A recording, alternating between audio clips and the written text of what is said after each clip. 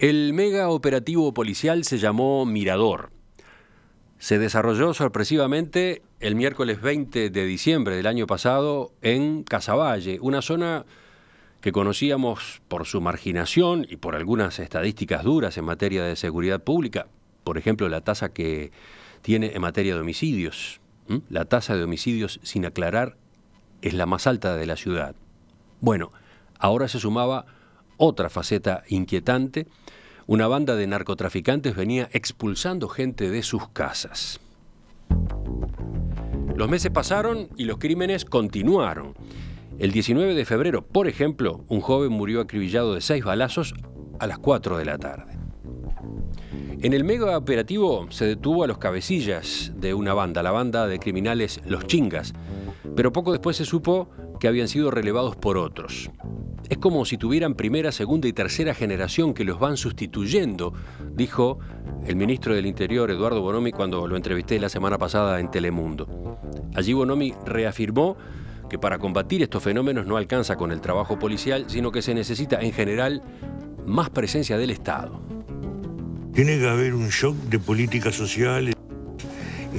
Yo lo he dicho en el discurso del Día de la Policía, hay cosas que están pasando en Uruguay que la policía tiene que tratar de contenerlas, pero para que haya una solución tiene que haber un shock de políticas sociales, de vivienda, de urbanización diferente a lo que hay hoy, que va a dar una solución en el mediano y largo plazo. ¿Cómo está la cuenca de Casaballe hoy en día? ¿Cómo viven esta situación quienes trabajan allí? Bueno, de eso es que vamos a conversar en los próximos minutos con el maestro Luis Mayobre, que es director del Centro Educativo Nueva Vida. Luis, buen día, gracias por acompañarnos. Bueno, muchas gracias, buen día para ti y para todos los que te escuchan. Yo soy uno de los que te escuchan regularmente, así que estoy muy contento de estar acá. Bueno, todo un honor, muchas gracias, muy amable. Luis, ¿cuántos años hace que trabajás allí, en el barrio Borro, que es esa la zona específica dentro de la cuenca del Casaballe? Sí, en realidad en el centro mismo estoy hace 20 años, pero como maestro he trabajado desde antes. Desde que me recibí prácticamente en el 85, trabajé en la escuela 129, que queda allí, es la escuela de Maroñas, y bueno, vinculado mucho también al trabajo que hacía el Padre Cacho en toda esa zona, así que hace unos cuantos años que estoy muy vinculado a toda esa zona, ¿no? Y el Centro Educativo Nueva Vida, vamos a ubicarlo. En el sitio web ustedes lo definen como un proyecto de promoción humana. ¿Podemos desarrollar esa idea? Sí, en realidad, bueno, la palabra promoción humana era muy común hace unos años atrás, en mis épocas juveniles, donde se hablaba mucho de esa promoción, ¿no? Tratar de promover lo que son los derechos ciudadanos de las personas, la integración a la sociedad, y un poco lo que busca es eso, justamente, ¿no?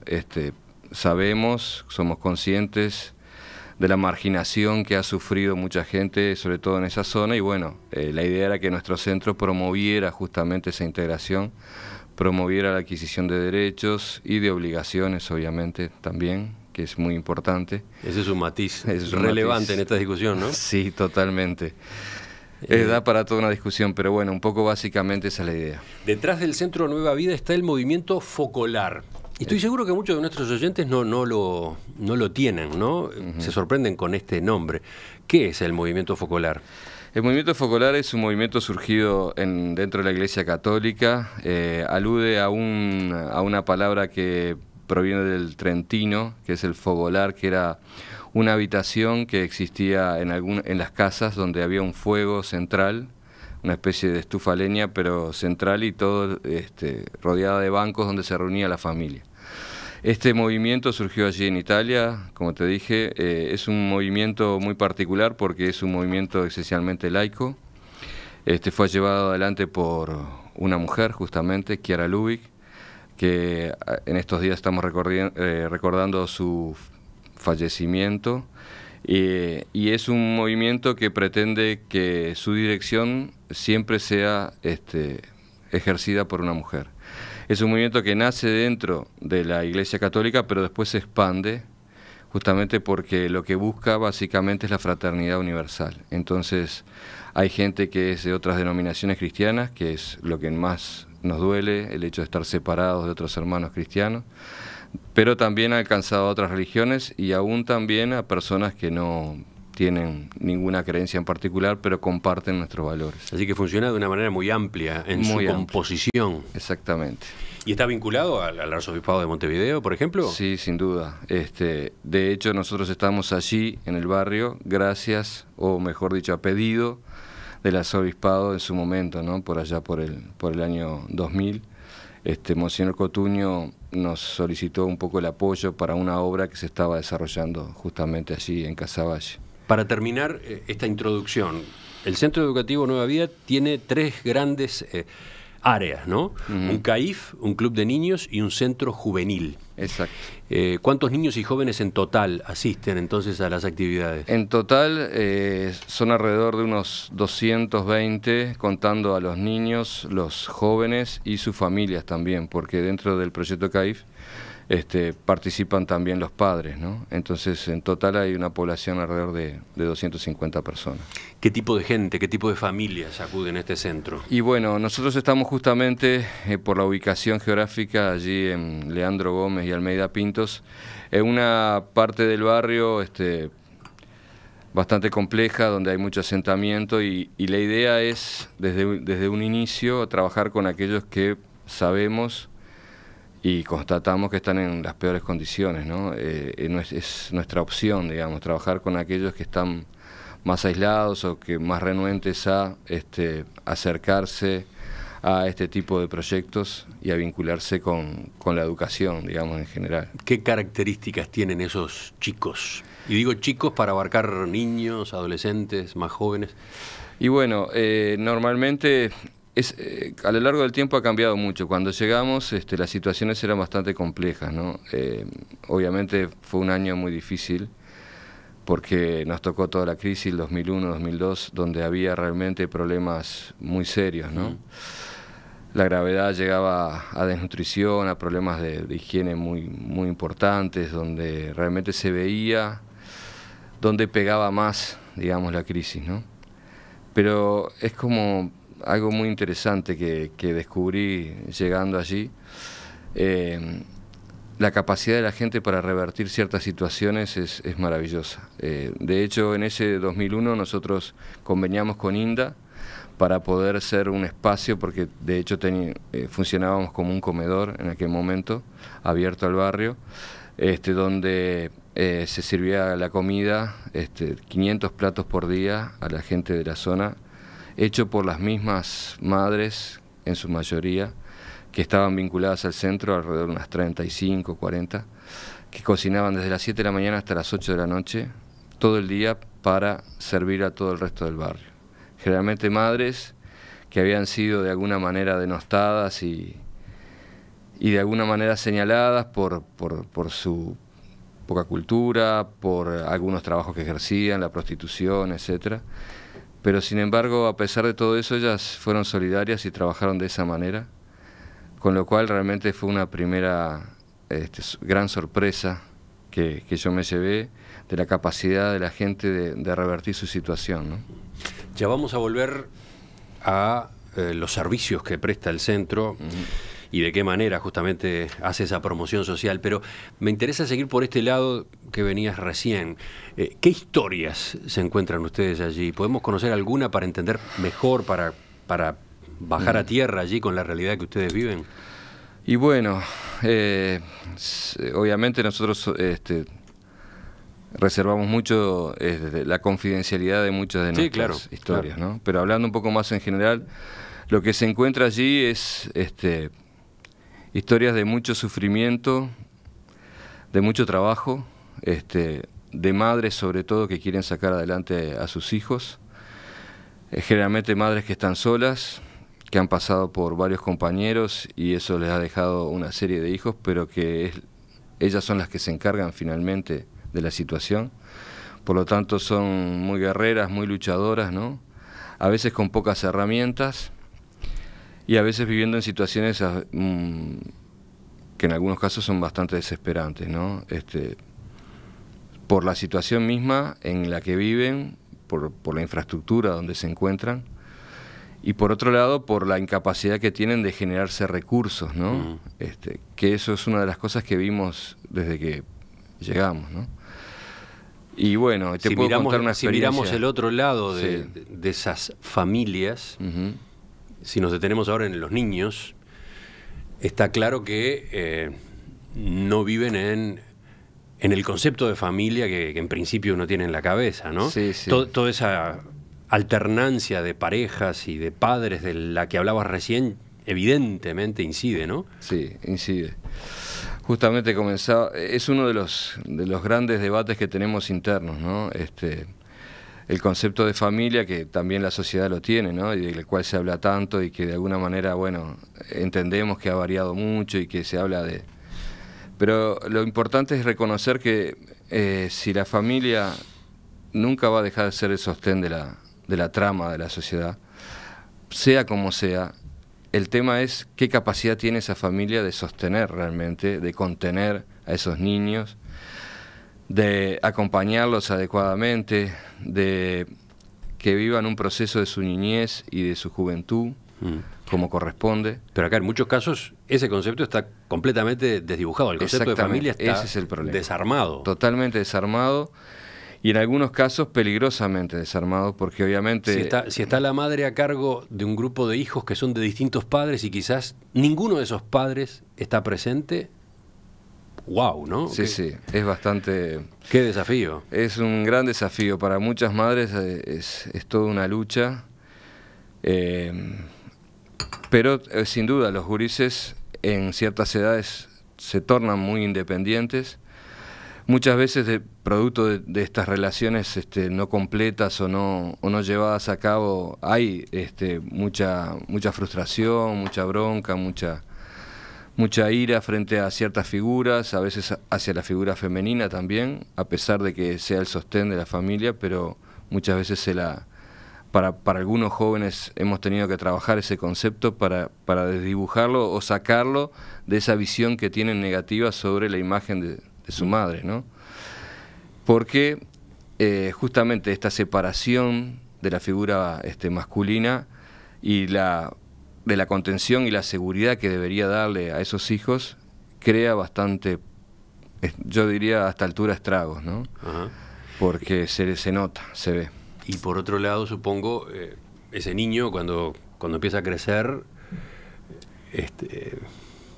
es un ser muy frágil que está como una veleta ahí para donde Totalmente. El viento lo lleve, ¿no? Sí, sí. Y por lo tanto es en principio materia prima manejable, manipulable, según quien se le acerque. Sin duda. Hay riesgos por ese lado.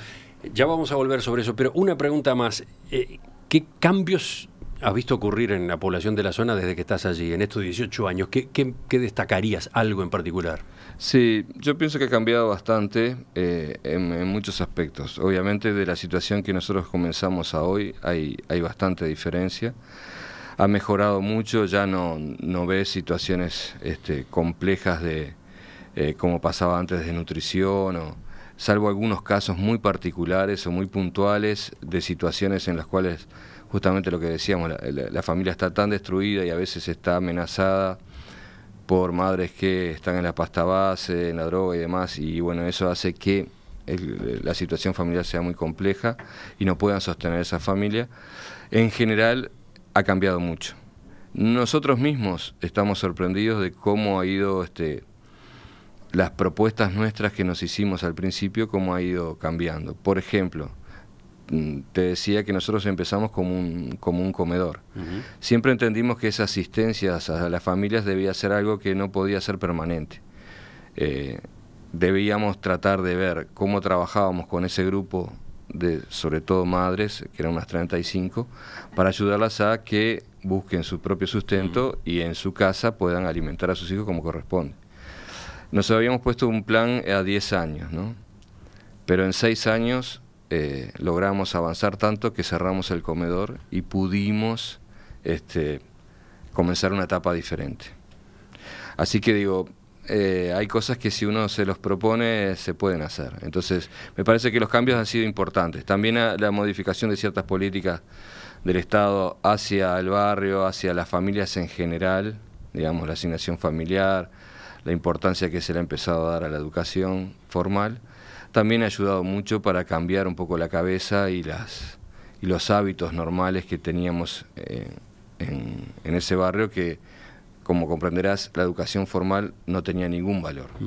Del otro lado de la moneda supongo que está la seguridad pública, o mejor dicho, la criminalidad, y en particular todo este fenómeno del narcotráfico, de los narcotraficantes, ¿no? Sí, sin duda. Eso es una herida abierta que nos está doliendo mucho, es con situaciones de injusticia muy grandes y que realmente escapa a nuestras posibilidades poder resolver, ¿no? Realmente nos sentimos muchas veces muy desarmados, porque lo nuestro es otra cosa, digamos, es apostar al futuro, a desarrollar otras cabezas, ¿no? Vamos a aterrizar, vamos a detenernos allí ahora, a raíz del mega operativo de diciembre y para conocer qué ha pasado desde ese momento en esa materia.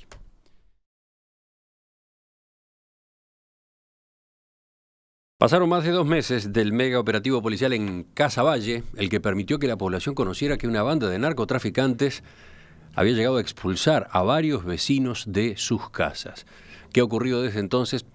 De eso es que vamos a conversar en esta parte, la segunda de la entrevista con el maestro Luis Mayobre, director del Centro Educativo Nueva Vida. Ubiquémonos, Luis, entonces en diciembre del año pasado. ¿Qué hechos particulares venían viendo ustedes en la zona, en esa dirección preocupante que después se concretó, que después todos terminamos conociendo? Y bueno, obviamente que ya habíamos tenido unos episodios anteriores, por allá por el 2015, por un enfrentamiento que hubo entre gente de otras zonas, con gente sobre todo de la zona de Los Palomares, donde se volvía a repetir un poco las mismas escenas, ¿no? Aparecían gente en el barrio en motocicletas o en camionetas, algunos de ellos encapuchados, otros fuertemente armados. Empezamos a ver movimientos de ese tipo extraños y después, obviamente, se dieron enfrentamientos abiertos, que bueno, eso hizo que normalmente los enfrentamientos se hacían en las horas nocturnas, pero en ese periodo empezaron a pasar a cualquier hora, en hora de la tarde. Muchas veces en horarios en los cuales los chicos estaban o en el centro o estaban por salir, más o menos en el mismo horario de las escuelas.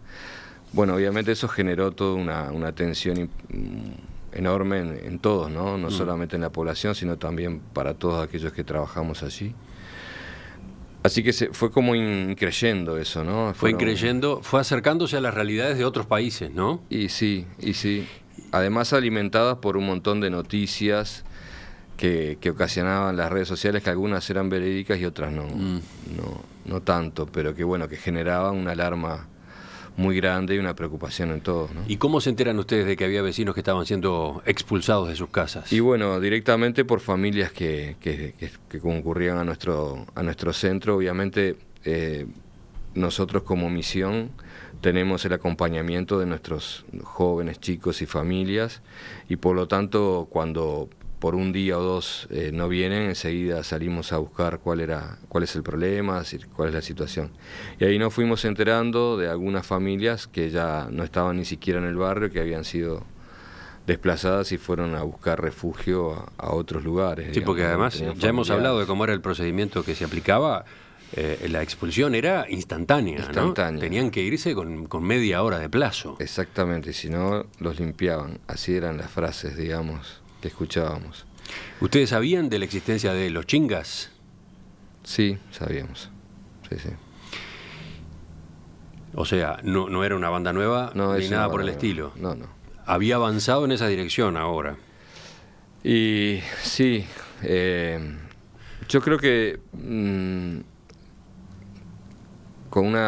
charlando con el ministro Bonomi en una posibilidad de entrevista que tuvimos justamente por toda esta situación, planteábamos un poco cuál era la realidad y él también la conocía muy bien, y un poco a la triste conclusión que se llegaba es que a veces era necesario conocer y tener en claro quiénes son los cabecillas y cómo se comportan, y que a veces son un mal necesario, porque cuando faltan se producen todas estas situaciones. Es lamentable, pero es así. Nadie quiere que se produzcan estas situaciones, nadie quiere que esté el narcotráfico presente, pero a veces hay algunos líderes del narcotráfico que se comportan más racionalmente que otros, y justamente cuando ellos faltan se producen estos problemas, ¿no? Empiezan las luchas para ganar los territorios, y eso genera todos los hechos de violencia que tenemos hoy. Muchas veces los que vienen aplican la violencia en forma muy fuerte para hacerse valer, y entonces eso genera una serie de venganzas y enfrentamientos que en algunos momentos, claro, parece que fueran como interminables, ¿no? Pero bueno, como todo eso, en realidad lo concreto es que produce esto, el desplazamiento de las personas, que obviamente, como entenderás, no tienen demasiados recursos, y por lo tanto van a caer donde pueden y como pueden. A veces hay familiares que los recogen, otras veces otras familias que tratan de acobijarlos, porque bueno, si hay una cosa que lo que te decía que se reconoce como muy fuerte, es la capacidad solidaria que tienen muchas de estas familias, ¿no? Ustedes se reúnen entonces con el ministro del Interior, con Eduardo Bonomi. En realidad tuvimos una instancia con el padre Ricardo, que además es el director del Liceo Jubilar, que fue un poco por una iniciativa nuestra y de él, la posibilidad de tener esta entrevista, viendo a ver qué situación veíamos. ¿Y el Ministerio del Interior ya estaba preparando el operativo? Y bueno, si estaba preparándolo, no nos comentó nada. Recordemos que fue un operativo muy singular, entre otras cosas, porque lo coordinaron, lo impulsaron 3 fiscalías actuando de manera conjunta, ¿no? Exacto. Sí, fue bastante sorprendente para nosotros, porque bueno, justamente le veníamos a plantear un poco la situación y ver qué respuesta podíamos obtener de él, y nos fuimos bastante, digamos, preocupados, porque no veíamos, más allá de la sana y que son muy conscientes de la preocupación que tenía el ministro por todos estos hechos y por el conocimiento que él nos brindó de todas las situaciones que pasaba, pero medio como que estaba en medio atados de manos y que no sabía muy bien, no nos dio una respuesta clara de qué se podía hacer, ¿no? ¿Cuánto tiempo después fue el operativo? Y creo que fue a la semana prácticamente de que estuvimos con él. ¿Qué pasó en el barrio desde aquel momento, desde que se llevaron a cabo los allanamientos, desde que se arrestó a varios de los cabecillas de la banda? Bueno, ahí entramos en un periodo que fue muy particular, porque justamente es un tiempo bastante calmo entre los fines de diciembre y enero. Es un periodo que normalmente, bueno, hay como una paz, o una tregua al menos, me parece. No sabe cómo definirla, porque bueno, justamente ahora en febrero, cuando comenzamos las actividades nuevamente con fuerza, más allá de que en enero también, ahí se empieza a ver qué pasó, ¿no? Y qué está pasando. Yo ahora me entero por una nota del Observador, no tenía referencias directas de que continuaban estas expulsiones por nuevos líderes aparentemente de esta banda. No sé si será así, porque bueno, a veces las informaciones no son totalmente exactas, pero en la población, en la gente con la que ustedes tratan, ¿qué sensación podrías decir que han encontrado? ¿Alivio o preocupación todavía, miedo latente por represalias, etcétera? Y están las dos posiciones, ¿no? Hay gente que sí, que está con alivio, digamos, de que bueno, que finalmente se haya podido intervenir, pero con la incertidumbre de qué va a pasar, de que en realidad eso aún no es suficiente, por un lado, y por otro lado, bueno, manejando muchas veces, como te decía, mucha información que obviamente a veces no nos llega a nosotros de primera mano, y donde, bueno, se establecen un montón de alertas y de miedos que se van volcando al resto, y que es muy común, ¿no? En las redes sociales enseguida se pasan los datos, y a veces hay datos que no son reales y a veces que sí. Así que todo esto que está pasando ahora, obviamente, seguramente es real, y seguramente, bueno, hay muchas familias que están esperando una solución a esta situación. el otro día vi que... Ninguno de los vecinos que habían sido expulsados regresó a sus casas. Que yo sepa, no. Además hay un plan, creo que para darles vivienda, Sí. se estaba hablando de eso. Algunos han No lo tenido conocemos. soluciones transitorias a cargo del Estado, Sí, otros supongo que todavía no, pero falta el final de la historia, perdón, el final, el escalón siguiente, el escalón más, ¿cómo decirlo?, más estable para esta gente, ¿no? exacto. Se habla de un plan, no lo sabemos. Hay un plan general para la cuenca de Casaballe, que tiene varias puntas y que la cuenca de Casaballe es muy extensa, ¿no? Uno de esos planes es justamente reacondicionar toda la parte de lo que es la zona nuestra, donde nosotros trabajamos, y la zona anexa, que es la parte de los Palomares, que son estas viviendas obreras que surgieron a partir de las curtiembres que estaban allí sobre el arroyo Miguelete, y que son de vieja data, y que bueno, que son con pasadizos muy pequeños, y bueno, eso es lo que hablaba Bonomi, de que era difícil para entrar, para que la policía pudiera trabajar, etcétera. Sí, No sabemos cuánto de eso... Hay algunas construcciones de la zona y obras que se han ido haciendo arriba de esas construcciones de manera informal, claro, etcétera, que han derivado en generar esos enjambres que son particularmente propicios para que se muevan los delincuentes, en especial los narcos, particularmente complicados para que intervengan las autoridades, ¿no? Sí, claro.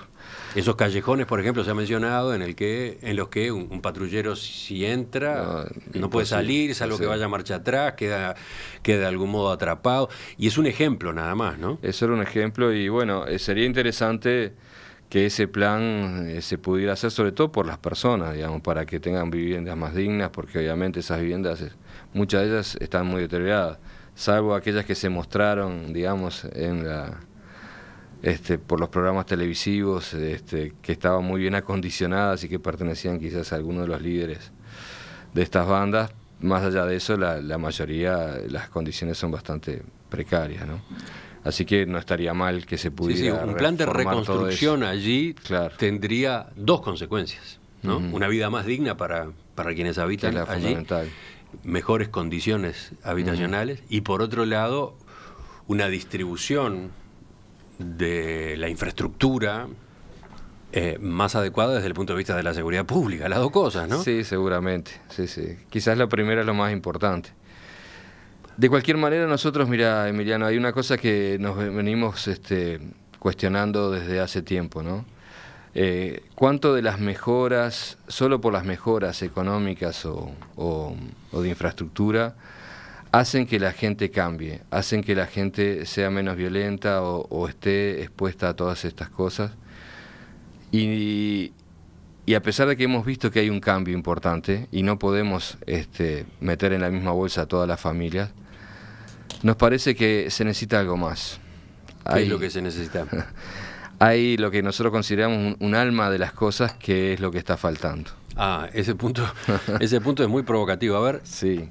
Falta alma de las cosas. Sí, bueno, para aquellos que creemos, pensamos, obviamente, que hay algo más por lo cual vivir, y que es lo que da un poco la diferencia entre considerar los bienes como algo de uso, que es importante para que cada uno por su dignidad lo tenga, pero que no es algo que es acumulable y que es lo que me va a dar la felicidad, que es necesario para que todos tengamos una vida digna, que es muy importante, pero no es lo suficiente.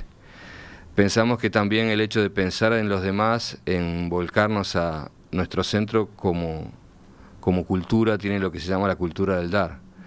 Es decir, cuando la gente viene a pedir, nosotros enseguida le decimos, bueno, pero tú qué podés dar, ¿no? Y eso es un poco lo que nosotros pregonamos y tratamos de enseñar a nuestros gurises, ¿no? Que más allá de las necesidades que tenemos, todos podemos dar algo. Y que en ese dar, en ese compartir, en ese buscar el bien del otro, es donde encontramos la verdadera felicidad. Y entonces ahí me parece que es donde la sociedad en general falla. Porque no es un problema solo, me parece, de Casaballe. Uno lo ve en la calle, en nuestro país. No podemos negar que hay muchas cosas que han mejorado. Pero, por ejemplo, si uno lo ve en el tránsito, en cómo se mueve la gente, hay como una gran, no sé si tú lo has notado, pero hay como chispazos de bronca, de malestar, de querer imponer mi paso, mi forma, mi idea, que cada vez yo siento que va creciendo en la sociedad y que quizás es porque falta esta alma. ¿Y cómo se lograría esa alma? Te lo pregunto introduciendo otra dimensión todavía en esta discusión. El hecho de que allí en Casaballe están interactuando dependencias del Estado, quizás se precisa más Estado, de eso se debate, ¿no? Cuánto más presencia del Estado se requiere, pero hay también un gran entramado de instituciones privadas, ONGs. Bueno, claro, tú estás representando a una, sin duda, y podríamos mencionar a cuántas otras. Tacurú, el Liceo Jubilar, el Liceo Impulso, en fin, y la lista, Los Pinos, el CADI, etcétera. La Escuela Bané. ¿Cuántos son? Por suerte son muchos. Sí. Por suerte son muchos los esfuerzos de la sociedad volcados en este lugar tan crítico de Montevideo. Pero me pregunto qué pasa en materia de sinergia, de coordinación entre ellas y con el Estado, y me pregunto cómo se logra entre todas ellas eso que recién mencionabas, ¿no? El alma. Bueno, mirá, te voy a contar. Por un lado, nosotros tenemos creado desde hace bastante tiempo una red en Casaballe que justamente nuclea a muchas de estas organizaciones que tú nombraste.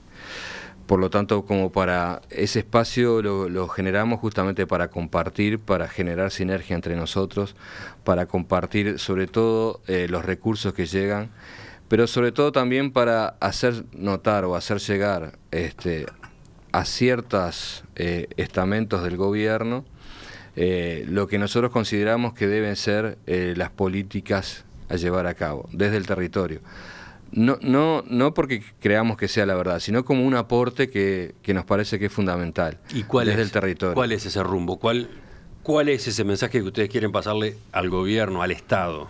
Primero, que el Estado somos todos, ¿no? Yo cuando vos haces la diferencia entre organizaciones públicas y privadas, yo un poco me río porque en realidad a veces parece que lo privado fuera como de extraterrestre o viniera de otros países, como si fuéramos una base militar que pone Estados Unidos en Uruguay y fuéramos como otra cosa. Y para mí es todo lo mismo.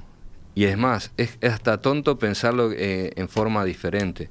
Muchas veces cuando se habla de esta dicotomía entre lo que tiene que hacer el Estado y lo que tienen que hacer las organizaciones privadas, entre comillas, siempre digo, pero todos somos uruguayos, todos somos parte del mismo país, del mismo Estado, si queremos decirlo, ¿no?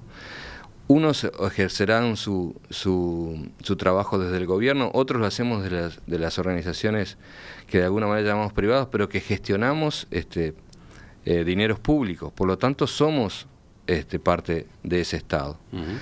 Por lo tanto, no tiene mucho sentido tener como un enfrentamiento en esto. Al contrario, lo que tendría que haber es justamente un enriquecimiento. A mí me duele mucho cuando se habla Tendría que haber. Tendría que haber. No hay. Pienso que no hay. Pienso que no hay en algunos casos, porque en realidad, si vamos a ver, obviamente nosotros aplicamos un montón de cosas que el Estado controla, que el Estado ve, que el Estado genera. Por ejemplo, el INAU nuestros proyectos son todos supervisados por el INAU, y no solo los nuestros, sino de la mayoría de las organizaciones. Y tenemos controles bimensuales donde hacemos rendiciones de cuentas, las cuentas son públicas, las puede pedir cualquiera y revisar. Muchos las publicamos como para que tengan una idea de lo que hacemos, cómo lo hacemos y en qué gastamos el dinero. Está bien, esa puntualización es muy importante. Te interrumpo un segundo para resaltarlo. Incluso en las ONGs, en las instituciones privadas como el Centro Nueva Vida, el Estado está presente. Por supuesto. Por la vía de convenios, claro, etcétera. Pero bueno, por otro lado está la institucionalidad que es pura, propia del Estado, ¿no? Claro. Eso lo entendemos. Y también entendemos de que nosotros podemos abarcar cierta parte del problema. No podemos abarcar todo el problema. Eso está claro. Las organizaciones, por ejemplo, como la mía, trabajamos en el aspecto educativo.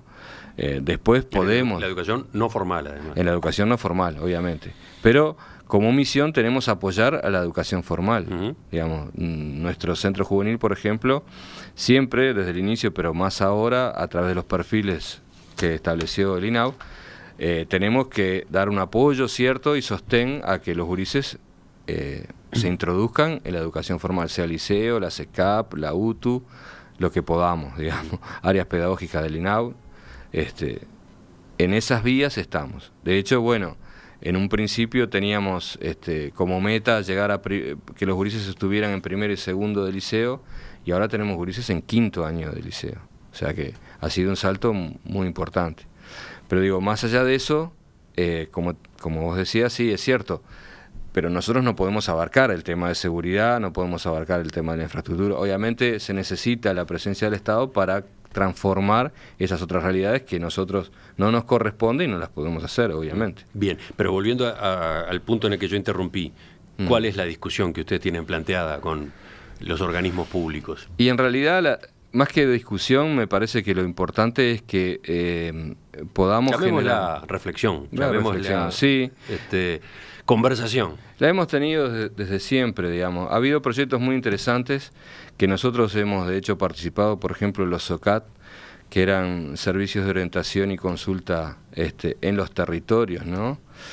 Que eran muy interesantes porque justamente lo que buscaban, y lo que buscan porque todavía existen, aunque se han ido un poco desgranando, es nuclear a las organizaciones, a los vecinos y demás para plantear desde allí las dificultades, los problemas y generar políticas sociales. Eso ha sido una experiencia muy positiva, muy productiva. A mí lo que me preocupa es muchas veces cuando surge desde el propio Estado personas que tienen como capacidad de, digamos, de dirigir ciertos ámbitos, que plantean como esta dicotomía o dicen, bueno, esta experiencia no debe existir, no debería existir, no tendría que estar, cuando deberíamos hacer, bueno, toda experiencia... porque esto está lleno de prejuicios. Totalmente. Está lleno de prejuicios, lo vemos a cada rato en el debate, ¿no? Es más, nosotros cuando llegamos teníamos en la zona nuestra 16 escuelas y no había un solo liceo. Cuando se lo fuimos a plantear a Alex Masey, que en aquel momento era